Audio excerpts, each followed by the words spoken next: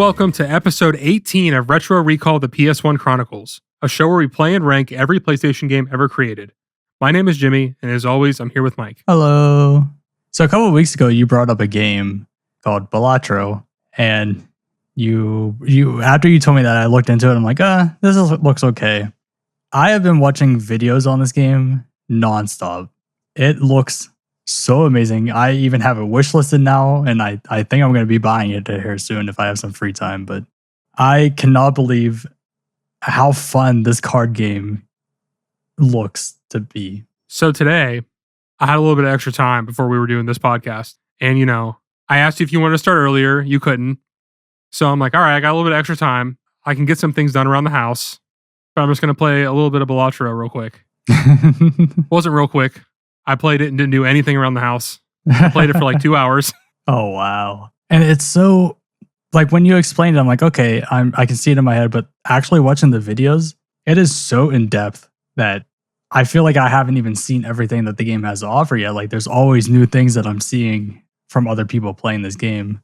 It is just so fun. Like, I haven't had a new roguelite in a while that I actually actively want to play at all times. And this is the one. And it's so simple. Like, it's not complex it can get complex if you're going with all the synergies and whatnot, but it's just a very straightforward game that anyone can get into so quickly. And unfortunately, like, some of the people I watch, they are zipping through like the jokers and the planet cards and whatnot because they know what they do. So I'm like watching it, I'm confused on what they're actually doing and what they're building. But I'm sure once I actually buy this and I play it, I'm going to be telling you all about it. So that'll be fun. Yeah, I can't wait to talk about it. I don't know anybody else that's playing it right now, so that would be probably a way too long intro to an episode coming up. Yeah, and I'm afraid to play because I don't want to lose hours of my day playing this game. Just play a couple rounds before you do something else. Just don't be like me and just keep playing it, It's crazy too how quickly or how soon it came out. Like, it's really new. And how much attention it's already grabbing from people. Like, I didn't really look too much into the developer, but they made out big on this game. Yeah, it's a single developer. And they've been releasing demos for like around a year. And that's when I first heard of it, was the first demo. And I saw a streamer playing it and I'm like, this is interesting. I don't like poker really, but seems cool. Yeah. So I downloaded the demo and then I put like hours and hours into it. I love it.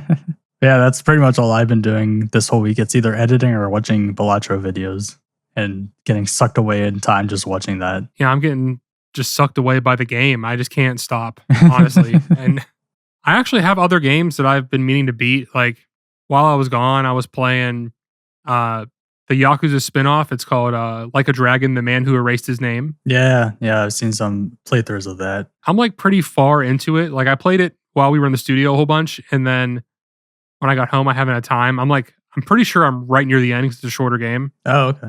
Amazing game. But like, if you don't like that series, you're not going to care about this one. Yeah, I never played the Yakuza series. I want to. It's on my list of games to play. It's just the amount of time to invest in all those games. I just haven't had a chance. I can't remember. Did I play that back when we were still doing this show? Or was that after that I got into that? Did we ever talk about it before? No. Well, kind of. I remember back in the day you've always talked about how much you liked it. But I don't think we ever went into too much depth about the game itself. Well, as of right now, I've played Yakuza 0, 1, 2, 6, 7, and this spinoff. There's no 3, 4, 5? I just haven't played them. Oh, okay. I thought they just skipped those numbers. So there's like remakes of the like 0, 1, and 2. 0's a prequel, so that's a newer one. But that 1 and 2 have remakes. They haven't remade 3, 4, or 5. They just have like a remaster. So it's not like as modernized as the rest of them. Okay. And they're also coming out like crazy. Like they come out with 2 of them a year. Oh, that's a lot of work. Like the 8th one just came out like recently. And I just don't have time to play them all. Yeah. And like, I have a hunch that maybe eventually they will remake 3, 4, and 5. So when they do, I will play them. I'll have to check those out sometime. Also, the reason why I couldn't get to this recording earlier is because just during this past week, I got hit with vertigo. And I almost was going to text you yesterday and be like, I can't do this episode because I'm just like out of it. Luckily, feel a lot better from that. But It's been like 5 years since I got hit with vertigo, and all of a sudden it hit me again. That sucks. Yeah. It happened at work, and it's like, I was like talking to my boss, and I'm like, I'm probably going to throw up right now. And he's like, what are you talking about? I'm like, the room is spinning. I think I'm going to throw up. No, I'm sure you remember I have those problems with my ears. So it's pretty similar to vertigo. What happens like when one side of my ear is impacted and it just like throws everything off and I'm like super dizzy. Feel like I'm going to pass out. It's such a weird, flawed design of humans of like, oh yeah, all your balance is just in your ears. And if that gets fucked, you're screwed. Yeah. It's been a problem my entire life. It's very fun. Oh, me too. I've always had problems with my ears. But yeah, so I'm feeling a lot better, and I'm very excited to talk about this game. Yeah, all right. Well, let's just hop right in then.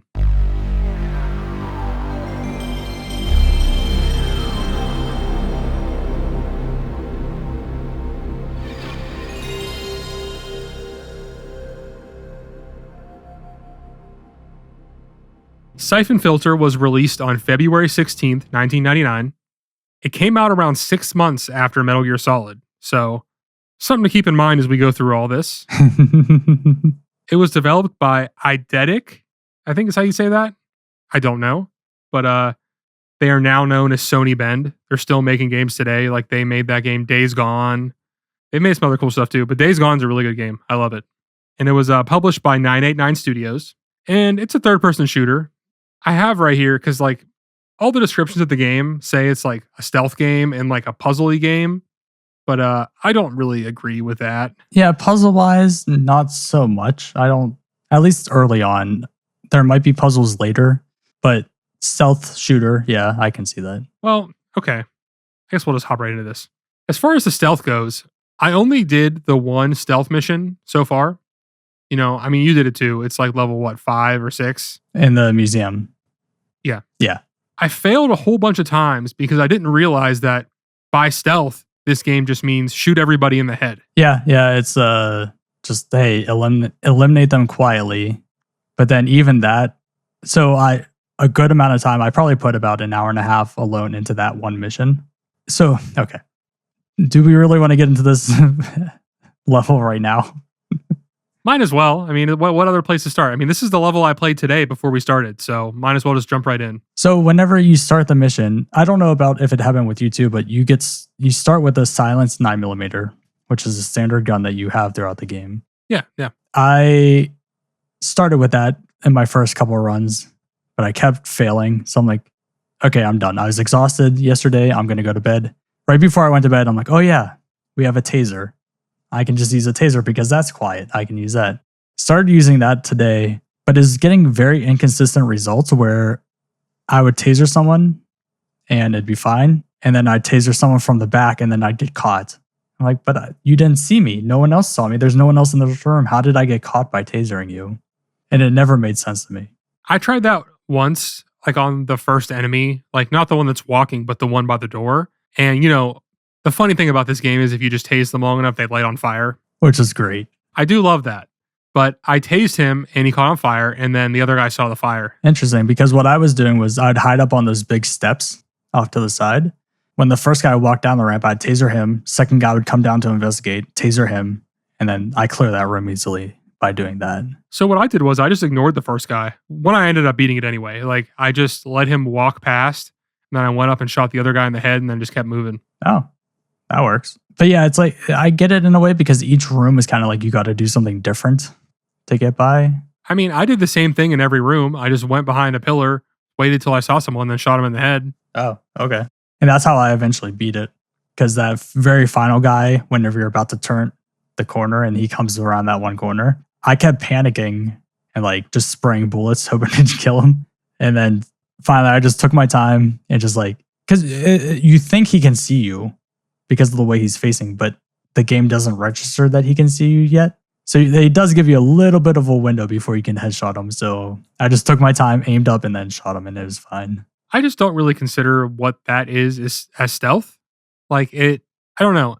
When I think of stealth, I think like you're sneaking by, you're staying undetected. Not like you literally have to kill at least half of those guys to get by. You can't just sneak past them. Yeah, I took out everyone. I was just like, your hair, I'll just get rid of you just because. Oh yeah, I mean, after the first room, I killed them all. But like, I just mean, I didn't think that that's what the game wanted from me. So I was getting a little frustrated until I realized that. Yeah, it would be nice if they gave you that alternative where you can sneak by without killing anyone. Because I do agree, like it goes back to what was it, Rainbow Six or Tom Clancy, Ghost Recon, I think, where it's like all about stealth and being undetected in a lot of parts. I mean, we don't even have to go to that. We can just go to fucking Metal Gear Solid, you know? That too, I was just about to say. And it wasn't until right before jumping into this game where I made that connection where I'm like, now that I think about it, this game is very close to being like Metal Gear Solid in a way. You have your main character who has the grumbly voice. I mean, we can save this for way later, but I don't think this comes even close to Metal Gear Solid, in my opinion. It'll be interesting when we get to Metal Gear Solid to see how well that holds up from what we remember. Yeah, I mean, it's been 7 or 8 years since we played that, so. So whenever I first got my PlayStation, I was allowed 2 games. Syphon Filter was one of those 2 games that I picked up. Couldn't tell you why I chose that as a kid. I think it just looked cool. And reading the back of the case, I'm like, this sounds interesting. Let's go for it. Jumping back into it now, everything's exactly as I remember it. The graphics were exactly as I remember. The gameplay exactly as I remember. Like, I expected to jump in and be like, oh, this looks terrible now. But it, in my opinion, I think it still holds up in terms of graphics and everything. Purely graphics, I don't think it looks bad. It's a little silly in the cutscenes. The faces that are like almost like 2D animated onto the 3D model. I just never understand. Like, I get the idea because like you want the cutscenes to look like the gameplay, but at the same time, it just looks funky to me. It's like, what are you doing?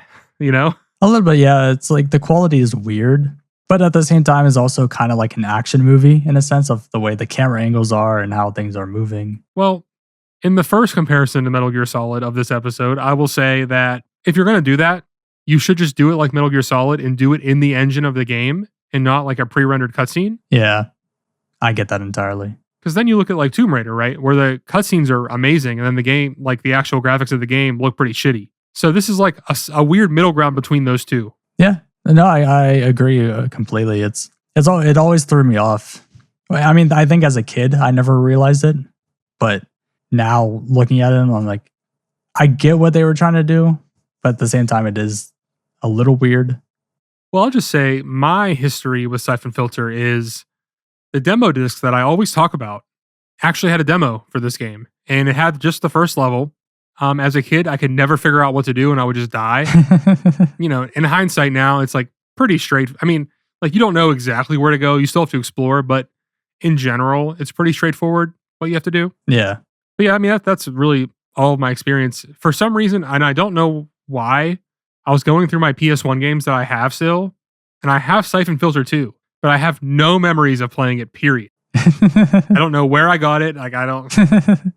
I think I played the second one, and I have no memories either of the second one. So I don't know if I even played it that much. So it was the weirdest feeling playing this game because having played it so much as a kid, whenever now playing it again, a cutscene would happen. And in my head, I'm like, wait, I remember all this. Like, it's playing out exactly as I remember. And then, oh, okay, now I need to go do this because that's what I remember. So I'd go to the area. And so that first level was just me like this weird deja vu of playing the game and knowing exactly where I was supposed to be, when I was supposed to do stuff, to the point where I'm going through and I'm like, I should have grenades by now. Why do I not have grenades? Like just this memory that I at this point, I should have grenades. So then I went back to the beginning of the level and I forgot about the flashlight. You just use the flashlight. There's a box with grenades. I'm like, okay, this is where the grenades were. I knew I was supposed to have them by this point. So I actually got really annoyed with the flashlight because some areas are so dark that you need it. Yeah, and I think that's just by design. Yeah, but I just mean like I didn't know that. So, you know, I'm like there was a couple times where I fell down the elevator shaft. Yep, I fell down the first time too. Another time where just like I couldn't figure out where to go. And I'm like, there has to be something in this corner, right? And I turn on the flashlight and I'm like, oh, okay. And that's what made me remember too. I was down in that control station thing when you could take the elevator down.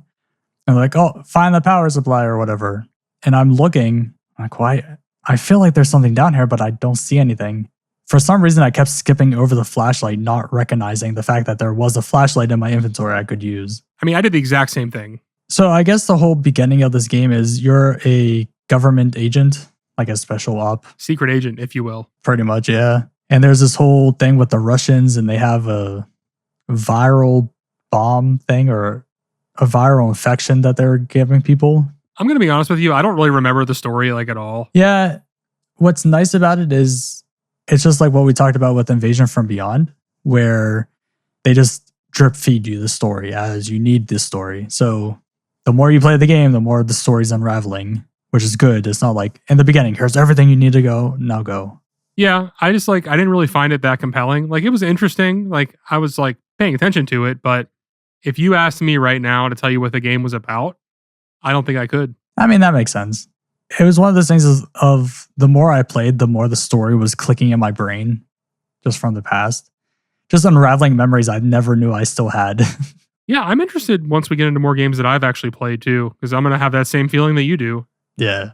And the first level is more or less just a tutorial in a sense.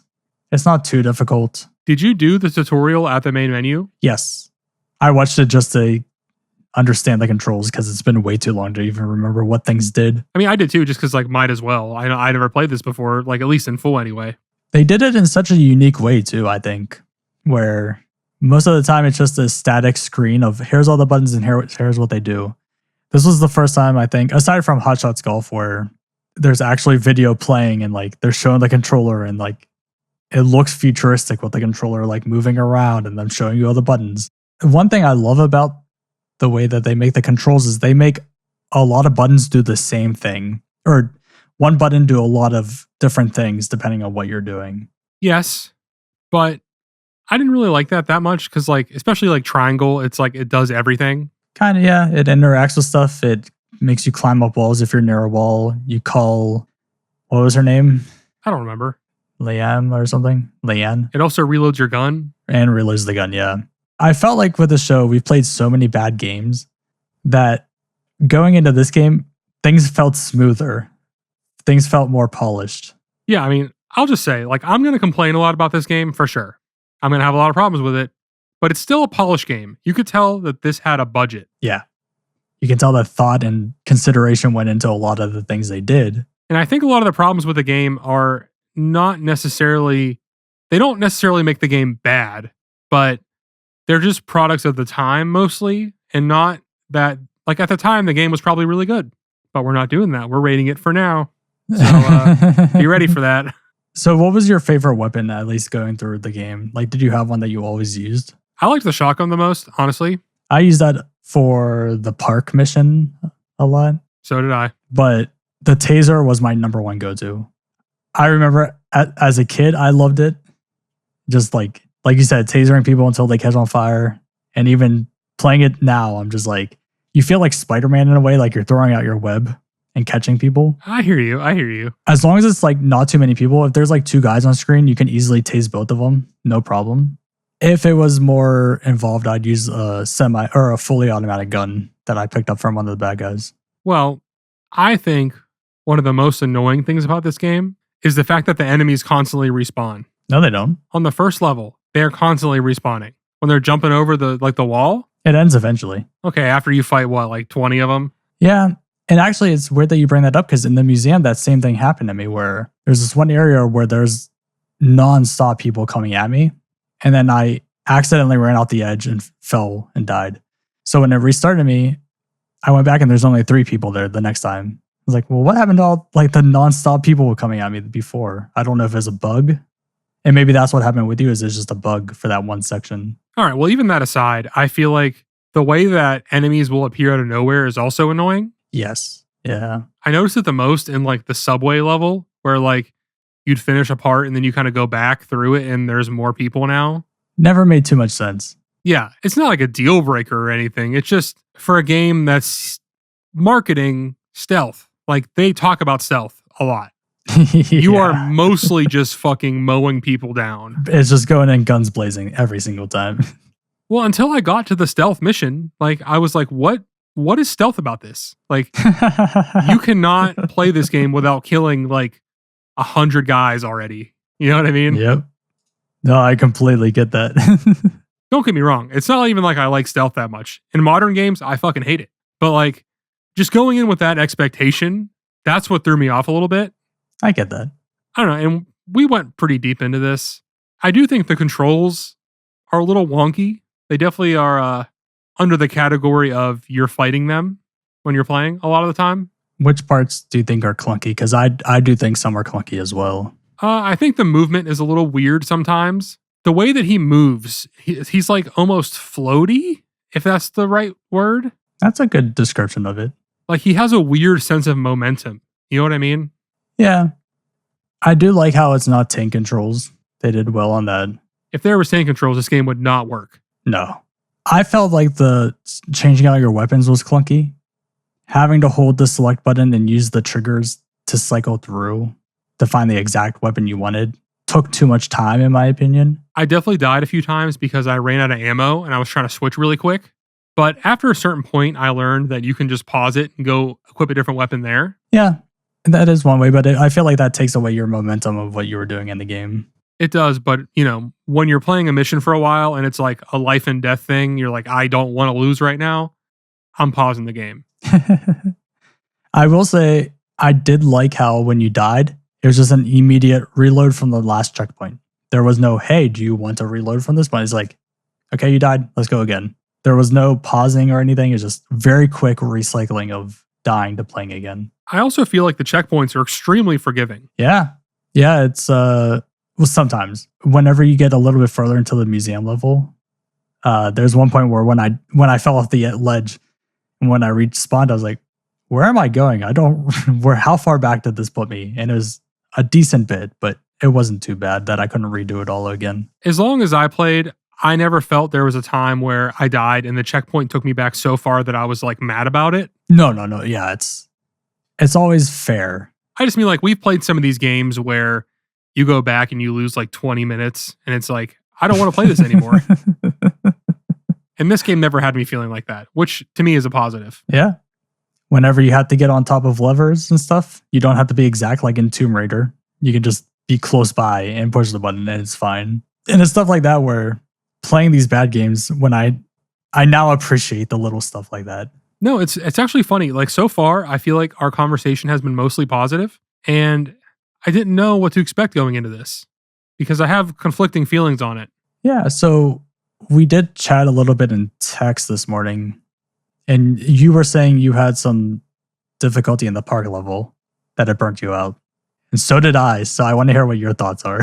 Let's go mission by mission first. Let's just do that. Okay. Yeah. So the first mission, pretty straightforward. My only note really is that it took me 40 minutes to beat it. Yeah, I think mine was about a half hour, almost 40 minutes as well. The only thing, and this is throughout all the missions, at least the more open ones, yes, the objectives are clear for the most part, but most of the time you're kind of just dropped in and you're wandering around until you find where you have to go. It's not like you have a clear objective. Yeah. One thing with the first level is in that area where you're staying with the respawning guys, or it might be in that area, where you can turn in, you can run into that cafe because you can break through the glass windows or the glass doors. I remember as a kid, I never realized you could do that. So I was just stuck like, there's nowhere to go. Never realized I can just run through glass and it's fine. Well, this isn't in the first level, but the draw distance really hurts in the park level. And I, obviously didn't get that much farther into the game, but I feel like that plays a big part in feeling like you don't know what you're doing sometimes. Because even if you've been through this area a bunch of times, it's still easy to get lost because, a lot of the stuff looks exactly the same. And then with the low draw distance, you kind of just get lost. Yeah. And like we were talking about earlier, the first level is kind of like a tutorial in a way where nothing's too difficult. It's just, there's still an objective, a still mission, but it's kind of like easing you into the game of just find this guy, find the computer, and get down to the subway. That's pretty much the first level. Yeah, I mean, there was nothing that was too crazy. The second one, the only note I really have is it's really annoying that the guys that are on fire, when they touch you, you just die. Oh, yeah. Which I forgot about that part. I remember as a kid, it scared me. It scared me again now. Like all of a sudden they're yelling and running at you on fire. They never touched me. They always died before they got to me. But yeah, I mean, if they touch you, you die instantly. So any fire in this game, period. Any fire, period, you touch, you die immediately. I do like how there's certain weapons that the enemies have, like say a shotgun, where if they're close range on you with a shotgun, it's a one-hit kill on you. And I like that realism because in so many games we have it where you can take bullet after bullet, but then they die so easily. This feels fair in the sense of you can die as easily as they can. Yes, but it is very annoying when you're fighting a guy with a flak jacket and you're just like loading bullets and bullets into him and he's not dying. Yeah. And on the subway one, so there's 2 different subway missions. Kind of. It's like 2 parts. One, you're in the subway and you got to get these bombs tagged. One of the bombs goes off, blows up the subway system, and so everything's on fire. There's a guy with grenades whenever everything's on fire. And there was the time he threw the grenade and I saw it. So I'm like, oh, I'm going to run away. I guess I didn't run fast enough because it blew up and it was an instant death. Frustrating, but it makes sense. Logically, it makes sense to why I would die in one hit on that. Yeah, the only thing I had a problem with the one hit deaths was the fire. Like a lot of the time I was fighting guys and I would accidentally bump just a tiny little pixel of fire and then I just die. Interesting. Because I feel like there was times I was in the fire and I never caught on fire. Maybe I just wasn't close enough. Well, there's also, we'll get to this in a minute, but the boss fight where you're fighting the guy with the flamethrower, if his flame touches you even once, you're done. Yep. And that happened to me too. So one part with the subway part, I was lost when everything was on fire. I don't know if this happened to you. And I'm like, I don't know where I'm supposed to go. I just walked through everything. And in my head, I'm like, okay, I remember as a kid, I had the same exact problem and I couldn't figure out where to go.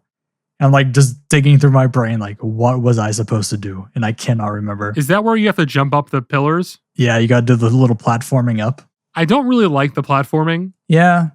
I mean, it's not a main thing of the game, so I'm not going to like have it as a knock against it, but it's just really hard to tell what's going on sometimes. I pretty much would just walk to the end of the ledge and just push the button to jump and it would just work. Yeah, that's kind of what I did. It did make me miss the walking and stopping that Tomb Raider had. So you can be precise with that. It's the one thing I'll give Tomb Raider. They got that right. And I kind of wish we had that here. Because there is no walking. It's you do the crouch walk or you run, and that's about it. Yeah, I mean, imagine a game with like the shooting of this and like the action of this with the platforming of Tomb Raider. Then we'd be talking. That's what Tomb Raider needed to be good. I did actually find it very annoying that holding down X to crouch is what you have to do. Yeah, instead of tapping. That's one of the few things that felt really bad. Yeah, and it goes back to what you were talking about with clunky controls sometimes. Like, if you're crouching, but also trying to use a sniper rifle, you're holding X to crouch, holding L1 to do auto aim, using the D-pad to aim, then you got to use triangle and circle to zoom in and out. So you're kind of like clawed up on the controller trying to use all these different buttons at the same time. Yeah, getting the claw going. Yeah, I mean, also like the aiming feels bad, but it is what it is. Yeah, I will say the auto aiming works a little too well. Like every time. Yeah, but like I got really annoyed when I'd be like running and he would like turn around and he's shooting behind him. And I'm like, yeah, no shit, you're not going to hit him. You're turned around. Yeah. Why aren't we like walking backwards and shooting back at him? You know what I mean? I thought that too. I was pushing backwards and trying to do the backup shooting, but I didn't realize that wasn't a thing or a thing I needed up until playing it recently. The one time you missed tank controls. Yeah. Yeah, that brings us to the park, right? No, so right after that is the next subway part where you're now running through the subways. Oh, yeah, I mean, that part was like fine, I guess. It was a little frustrating just because you think the trains are very consistent of one comes towards you, one goes the other side, and it's just simultaneous. But it's not.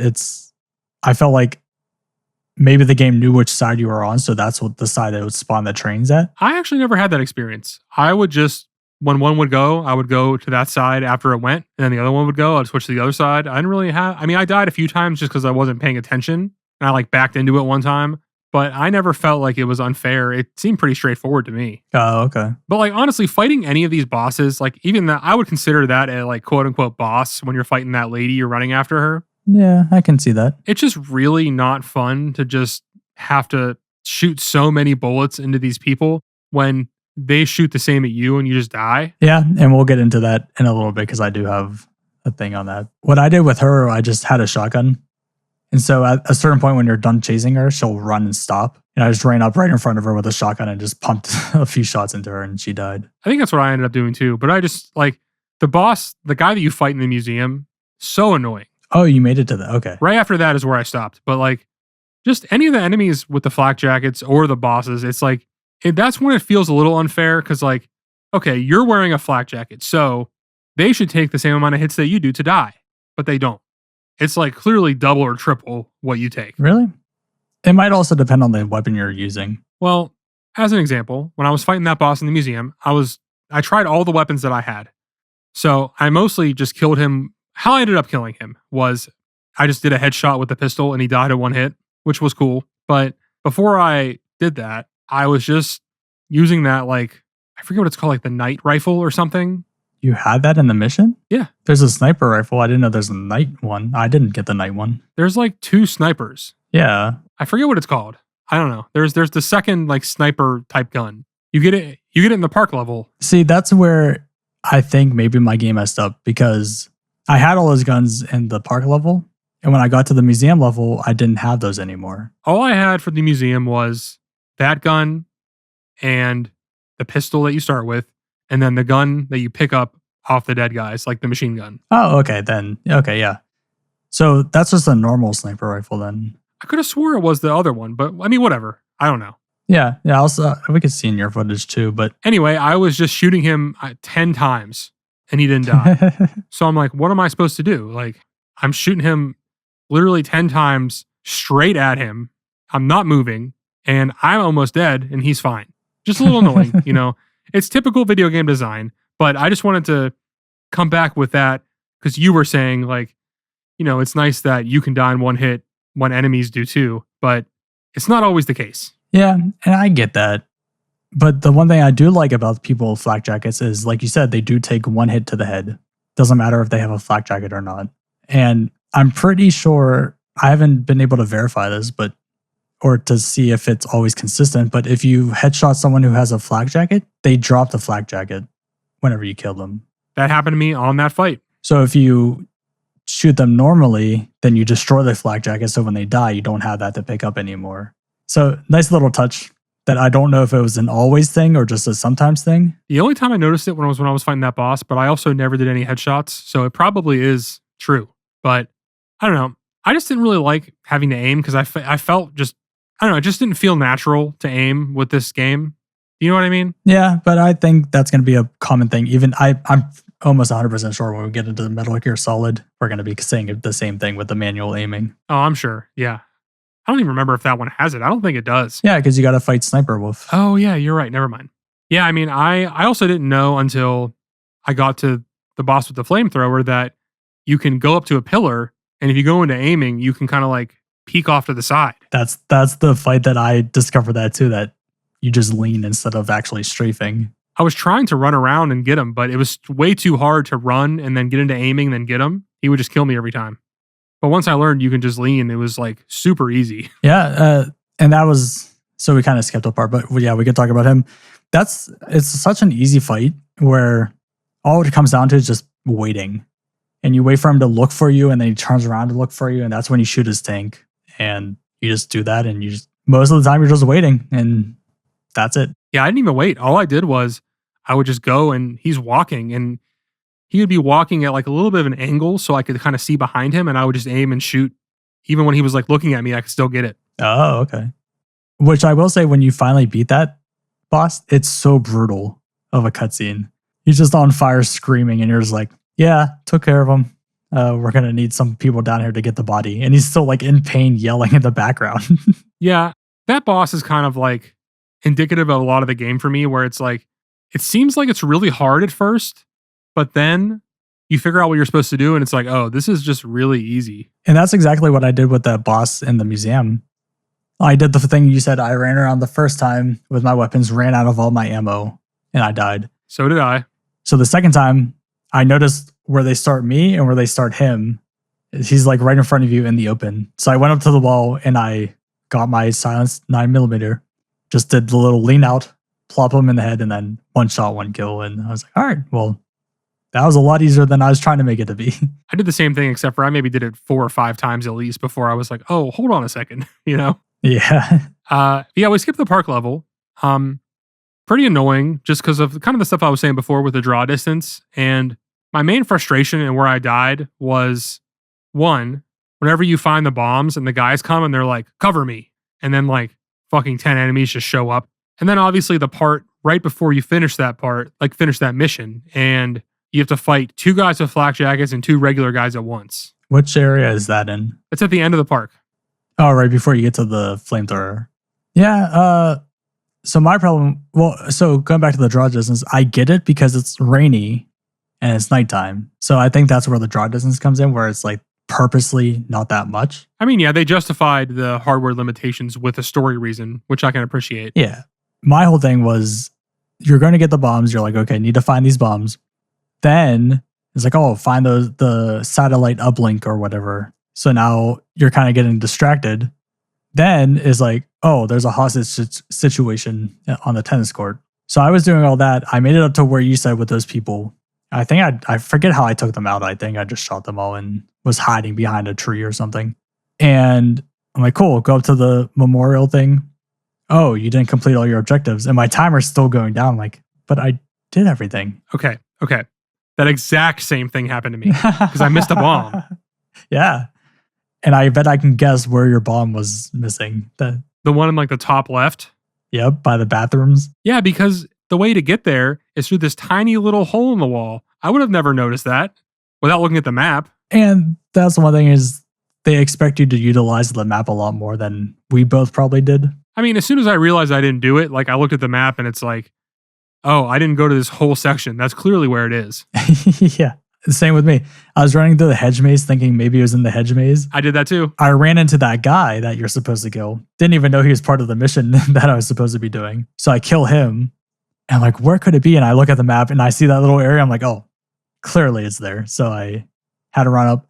The problem is when you kill that guy in the hedge maze, that's a checkpoint. And I only had like 2 minutes left on the countdown. So I had to run all the way to that area. By the time I got there, with killing people on my way there, I had like 45 seconds. So it was like getting the guy there. And I think the first time I got there in like 20 some seconds and he didn't have enough time to defuse it. So it died. Then, like you said, too many people rushed him and killed him. So it was so frustrating having to run such a far distance to get to that because of where the checkpoint landed me. I got lucky, and I mean, like, I did most of it, and then I got to the end, and I still had 10 minutes left. So, like, it wasn't too bad to go back there. And the timer stops once you get the last bomb. The whole time I was doing it, I'm like, if this timer doesn't stop, then I'm fucked. You know, I didn't even think about that being a possibility of, oh, what if it keeps going after I get this last bomb? I got pretty annoyed with that level, but it wasn't because of the game. It's just because, like, I wasn't properly paying attention. Mm-hmm. I do like how with your radar, how guys will pop up. As long as you can visually see them on the screen, it'll pop up on your radar. So especially in the park level, I kept staring at the radar more times than watching where I was going because I was seeing, is someone going to pop up that I need to see because of that draw distance of that level. I actually didn't use the radar at all until the stealth level. Oh, okay. I should have. I just didn't. One note that I have that we kind of glossed over was I think the voice acting is pretty bad. It makes me think of Metal Gear Solid, like they're trying to replicate the Solid Snake voice. See, I think his voice is good. And it's funny because he's like, yeah, you know what I mean? He's like talking like that the whole time. Everybody else's voice, especially, I can't remember her name, but you know, the person you're talking to the most. Yeah. This is going to sound dumb. I hope you know what I mean. It doesn't sound like a character. It just sounds like a person doing VO. Do you know what I mean? I mean, I guess, but essentially that's all it is. But like the way that it's like mixed and the way that it's like, this game doesn't have kind of like, what am I trying to say here? Like the way that audio is mixed, it just feels like it's all right in your face the whole time. It doesn't feel like it has any sort of dynamics to it. So like, especially in a cutscene when her voice is so much louder than his, it's just like weird. I thought that too with Benton, the guy you fight in the museum. Every time he talked, it was very like, if it sounded off in some way, like he was trying to be so professional about it that it just didn't seem right in a way. Yeah, I mean, again, these are not big issues because especially for a game at this time to have all this voice acting is sick. But it walked the line for me between like cheesy but cool and like actually bad. Yeah, especially when you get to the flamethrower guy. He's like, oh, it's again, we meet again. It's like, oh boy, I remember this. Yeah. One cool little Easter egg not really an Easter egg, but if you get the grenades in the first level and you throw them at an enemy, it's a very rare chance that it happens. But as a kid, I love this so much, and it always made me laugh so hard. Where you could throw the grenade, and sometimes the enemy will be like, "You son of a," and then the grenade blows up right before they die, or right before they get to finish their sentence. And as a kid, I'm like, "This is the greatest game in the world," just because of that. Like, I do love that. One other thing, I mean, I think it was going from the subway level to the park. I don't like that this game doesn't heal you between missions. yeah, I'm glad you brought that up because that was in my notes too. I really thought it was gonna be like, "Oh, okay, new level. Here's all your ammo or your armor back. Go." But I had to be so careful in the park level because I was already close to dead. That's what I was going to say. And it doesn't really make sense, even from like a story perspective, because he's like leaving and then coming back to do this mission. It's not like it's like right after. Like, at least if it happened in the subway where like it's happening immediately after, then okay, I get it. But like, there's the cutscenes in between where he's like back at headquarters and shit. So like, there's no reason why he wouldn't be at full health because why wouldn't he get a new flak jacket? You know what I mean? So, are you talking about when you started the park level? Yes. So that is a continuation of the previous level. Oh, you're right. I'm mixing it up. Yeah. But I mean, it's still assumed that you should heal up in between that. Yeah. I mean, it's like, it doesn't take too long to find like another one, but still, it's a little annoying, you know? Yeah, and on that level, they kind of have boxes hidden off in the corners of the map. Once I found one, I was just like going everywhere looking for them. Yeah, same. The farthest I made, so I beat Benton, the guy that you finished on, and then you're just running through the rest of the museum, collecting key cards to then open gates to then keep progressing through the level. That's pretty much the whole following part. And then after that is your next boss fight. And I had to stop because we were about to do this recording. But the one thing I will say is I don't think it's ever too difficult, where sometimes the guy will be right up on you and he still misses every shot somehow. I mean, it's like an action movie. Yeah. I just frequently had to take breaks because I was just getting a little frustrated. Like at the end here, like I could have played for a little longer, but like after I beat Benton, the first time did not realize he dropped his flak jacket. So I just kept going. I barely had any health and I was just really being careful. And then I died and I'm like, you know what? I don't want to do everything I just did again. So I think I'm good. But also with that, like levels aren't really too long either. Like once you finish a level, it's almost weird of, oh, I didn't expect to be done already type thing. Yeah, even before the podcast, we were talking about how many levels we did. I didn't realize that I did so many already. It's kind of like a bigger level broken up into tiny sections, kind of. Yeah, I didn't like know that certain ones were considered different levels, you know? Yeah, because with the subway thing, technically is like 2 levels, but it's technically taking place in the same level. Yeah, that's true. But yeah, I mean, I got through all my notes. I don't think there's really much more to say. Yeah, I agree. I mean, I was just counting to see how many. There's 20 levels in the game, by the way, 20 missions. So, you know, we did about a third of the game. Yeah, and from my memory, I mean, I played this all the time. It's one of my 2 games. I believe I beat it several times. I do know there's a part where you're running through like this asylum and there's scientists you got to kill, but there's patients you got to inject with this serum or something like that. I specifically remember that mission a lot, but I wish I could remember more so I knew more of what happened in the game. This is the kind of game where I get the feeling it kind of goes off the rails the farther you go. I mean, like Metal Gear Solid, it's probably by the end, it's just out of control. But honestly, like when I stopped, I kind of had felt like I'd seen most of what was going to happen in this game as far as like gameplay and everything. I'm sure maybe there was some more stealth stuff, but like at the end of the day, it's even the missions that I played so far, it's all pretty much the same stuff. It's just the environments and the situations change. So, you know, I could see this concept being able to sustain itself for the entire game. And I think that you can't say that for a lot of games we played. A lot of them were just like, I have no reason to keep playing this, but I could see myself continue playing this. Yeah. Like the boss just stopped on. It's a situation where the old man that you were following in the museum, he's now a hostage. And the lady you thought you killed in the subway, she's the one holding him hostage. But you can't kill either one of them because you need both of them. So the whole premise is you got to complete this without killing either of them and you got to figure out how to do it. And so I would have kept playing if we didn't have to record. But because I kept like digging through my brain of how did I do this? And I was trying to remember the solution, and I can't right now. Maybe I'll go back later today and play. Yeah, I mean, it's out on PS5. Like they're doing this thing where if you pay more with PS Plus, you get PS1 games now. And this is one of the ones that's there. So I might go play it more there. Oh, nice. That'd be pretty cool. I actually tried to get Jack to play it for this episode. You know, Jack, the vocalist of 156. And he said he downloaded it, played it for 5 minutes, and was like, nope. Did he say why? He said the controls felt bad and he didn't know where to go. Makes sense, I guess. Yeah. I mean, he's also a lot younger than us. So, like, he doesn't have nostalgia for PS1 as much. It's mostly for PS2 and onward. He probably started playing it and was like, what the fuck? I was trying to explain to him that that's what the fun is for this show. Not every game is good. In fact, most of them aren't.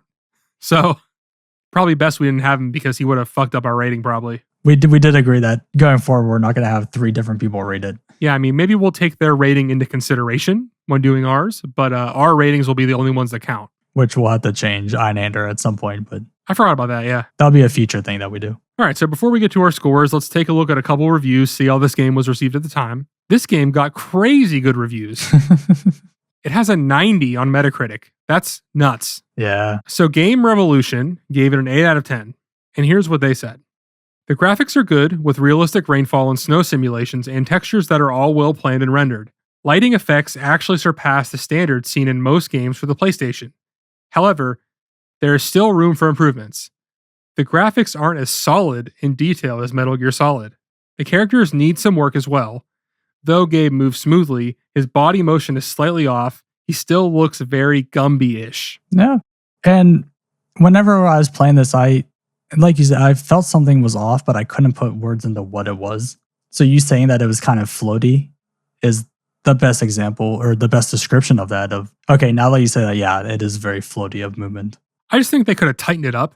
And if they tightened up the controls a little bit more, not the controls even, like his movement, it would have just felt a lot better. Yeah. And it's weird too because he has that roll. We didn't talk about that. But in most games, like you do a roll and it kind of gives you that little boost forward because you go a little bit faster. But in this case, it's a very realistic, like you don't go faster, you kind of just like pause for a second and like do that roll. And it's a really cool balance of being a video game, but kind of being realistic at the same time with the movements. Yeah. And, you know, there's also the comparison to Metal Gear Solid. Personally, like for my tastes, I prefer Metal Gear Solid, but that's just because like I like the vibe, the music, kind of like the general absurdity of Metal Gear Solid over this, but that's just personal preference. It doesn't make this game bad, but I can see that a lot of people would probably feel that way. Yeah, especially with how close they came out to one another. It's an easy comparison to make. Music-wise with this game, nothing really stood out. It was there to be there, and it worked for the situation. It's nothing that I would choose to listen to on my own time. No.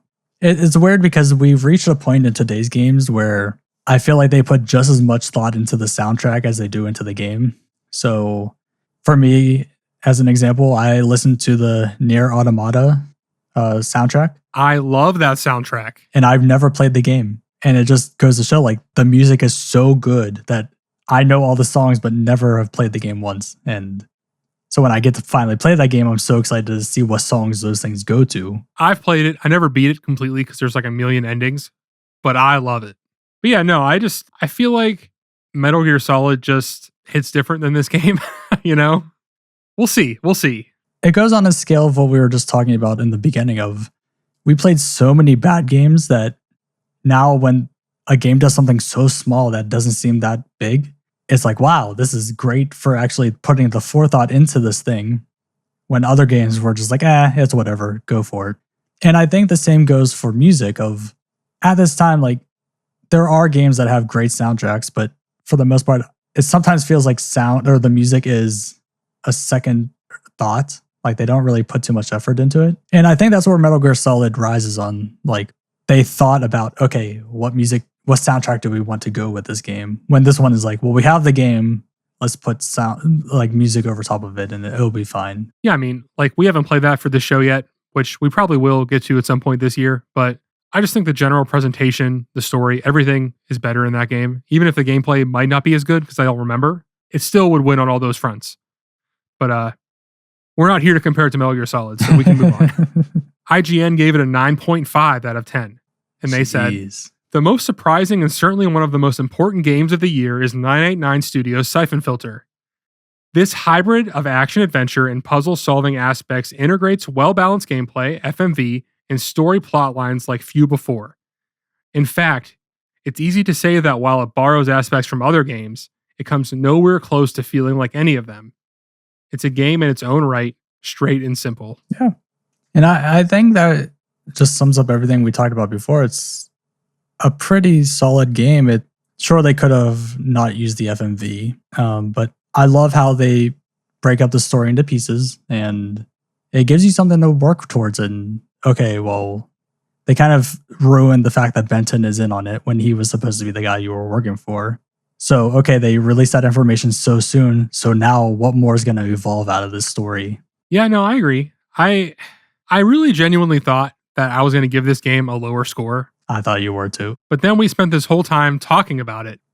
And I haven't really said that many negative things. Like, okay, we've gone on long enough. So let's just get right to this. Originally, I had kind of written down 6 or 6.5 is kind of where I was at. Okay. But I think I'm going to stick with a 7. I think a 7 is pretty good. It's not an amazing game. It's not trash either.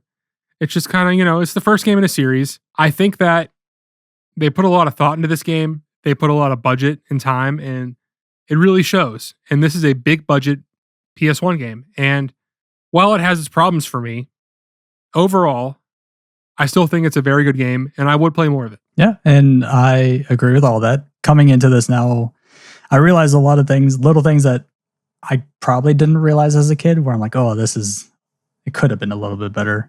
And I was really hoping I wasn't going into this game with nostalgia goggles on, where I played it so much that I'm like, there's no way that this can be bad. And even playing it, I'm like, yeah, this is so cool. Like, just as I remember, Jimmy's going to hate on it. We're going to fight. So 7, you went higher than I thought you were going to go. I thought you were going to go lower on the scale. I'm sitting at a 7.5. Like you said, great game, or not great. It's a very good game. There are flaws that could be improved upon. I love the fact that it brought back so many memories that I didn't realize I had still.